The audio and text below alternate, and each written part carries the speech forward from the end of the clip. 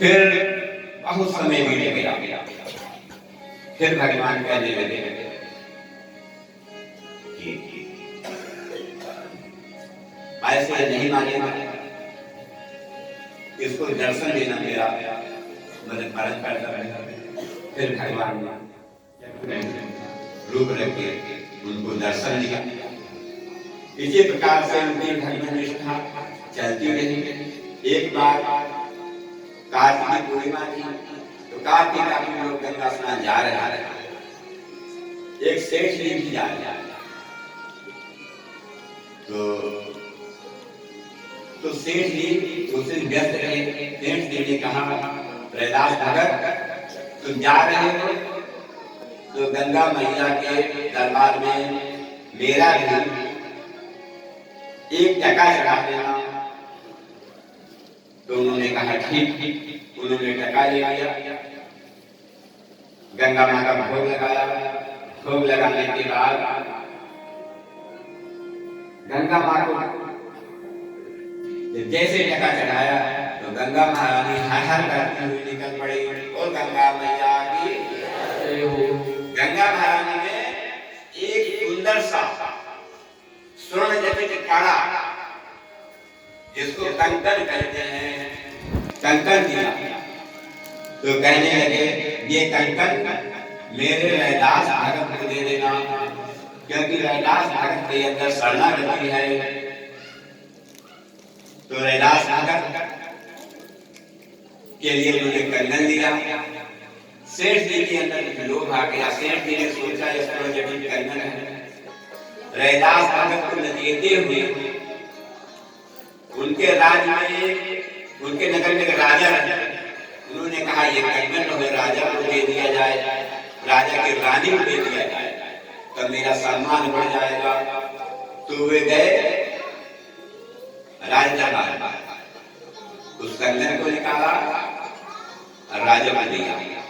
राजा ने रानी को बुलाया। उन्होंने कहा देखो ये तुम्हारे लिए ये कंकण लाए सेठ। उन्होंने देखा, देख के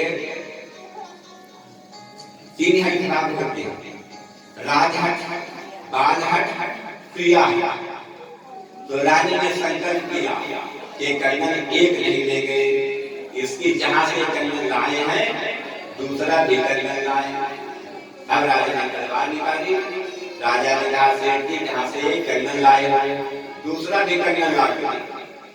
तो सेठ जी चल पड़े। चलते चलते पूरी रात गंगा के किनारे बैठे रहे, माँ से पुकारते रहे, माँ प्रसाद में ये कंकण दे दो। कंकण नहीं मिला, क्योंकि भगवान भी तुम्हारी शरणागति जानते हैं। तुम किस भाव से भगवान को पुकार रहे हो। फिर सुबह वो गंगा के किनारे चलने लगे। तो चलते चलते कहाँ पहुंचे हैं? रैदास भगत की कुटिया के पास से गुजर रहे। तो रैदास भगत ने कहा कहाँ जा रहे हो? कुछ प्रसाद दिए जाओगे? हमने गंगा मैया का टका चढ़ाने के लिए तुमको प्रसाद दिया था। उन्होंने कहा माँ ने प्रसाद को दिया था, 1 सोने का कंगन दिया था। तो हमने सोचा ये कंगन राजा को दिया जाए। राजा ने अपनी रानी को दे दिया। रानी ने हट कर दिया इसकी जोड़ी मिला के लाओ। तो सरकार रात दिन भर हम गंगा के किनारे बैठे रहे, कंगन नहीं मिल सका। तो रैदास भगत ने कहा अरे तुम क्यों चिंता करते हो? जब मन चंगा है तो कठौती में गंगा है। तो उन्होंने कठौती में हाथ डाला, जिसमें चमड़ा भी रहा, कठौती में हाथ डाला। उन्होंने ऐसे उस जल को स्पर्श किया और अपने गुरु का स्मरण किया। तो कंगन की लाइन से लाइन लगने लगी, हजारों कंगन। तो कहने लगे देखो ये कंगन देखा। उनको कंगन दिया। वो राजा के पास गए। राजा के पास गए तो राजा ने कहा ये कंगन। उन्होंने सारी घटना बताई।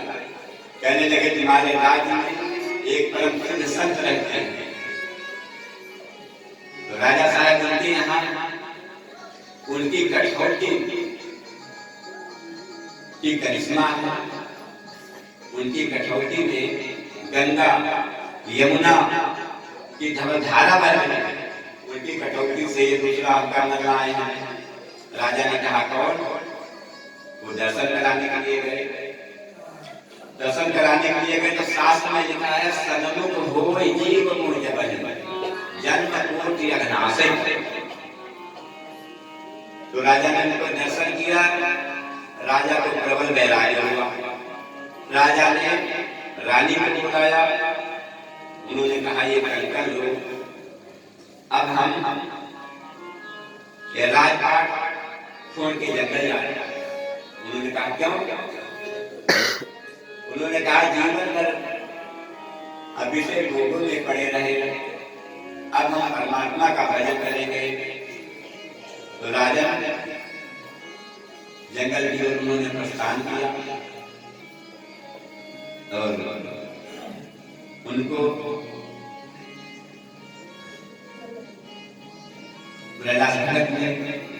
लाखों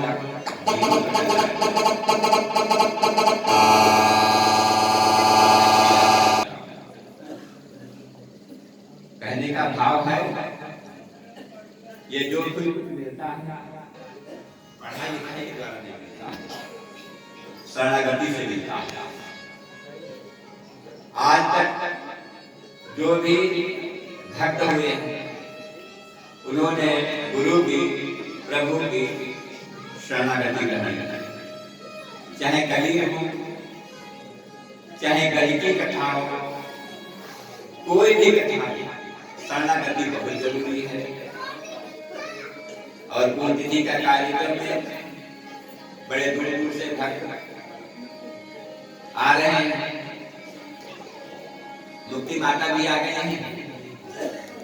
कोट कोट बार भाई सद्भावना सबको मंगल कामना। और एक गुरुदेव भगवान हमारे सुनाया करते थे, पंजाब की धरती पे गुरु गोविंद सिंह जा रहे थे बेचैन करते तो वहां पे घटना घटी। घटना क्या घटी? बेचैन कर रहे थे तो एक लोग बहुत भूख से व्याकुल, गरीब परिवार